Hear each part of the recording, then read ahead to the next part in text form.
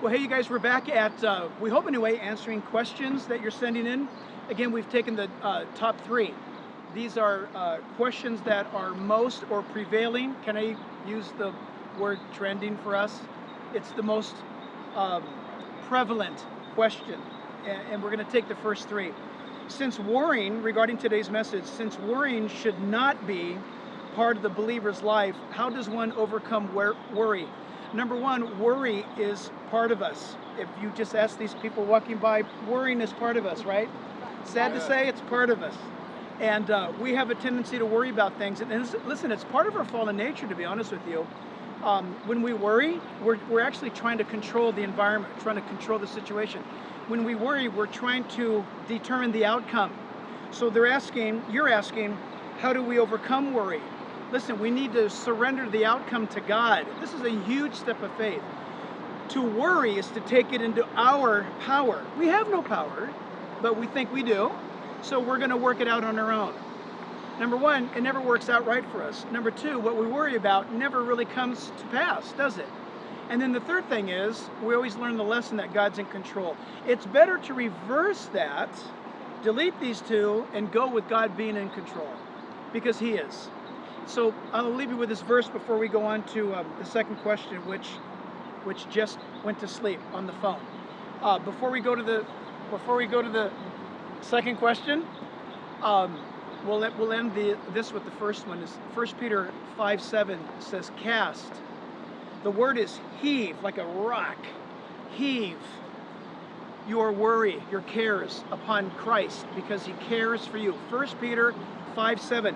Listen, that's important because it actually goes into the second question, believe it or not, which is this: to persevere in the Christian life, what are my recommendations on memorizing Scripture? Well, first of all, yes.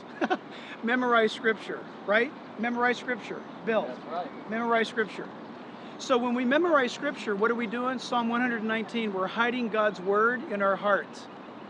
So when it's in us, it's going to come out of us. The Bible, remember, the Bible is not a human book. It's divinely, architecturally created by God. It's designed for and with power. So when we memorize Scripture, we're putting that truth into us, and it will come out. Guaranteed it's going to come out. So to memorize Scripture is to put power within you. Look, on the physical side, if you and I eat something, it's going to either make us feel lethargic or energetic. It depends on what you eat. So when you eat the Bible, John 15 verse 7 says that I have hidden His Word in me, the Word of God, so that if I memorize, if I have the Word of God, if I know the Word of God abiding in me, then I can pray and God will answer, because He will fulfill His will through His Word. So I want to make sure that I put the Word in me. And this may not be very fantastic, but it works for me.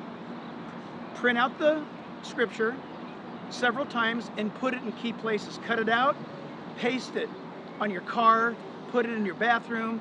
I used to do it a lot, and that is I'd put verses around my mirror where I would shave in the morning, my hair, my face, whatever. I'd have to see the Scripture around me.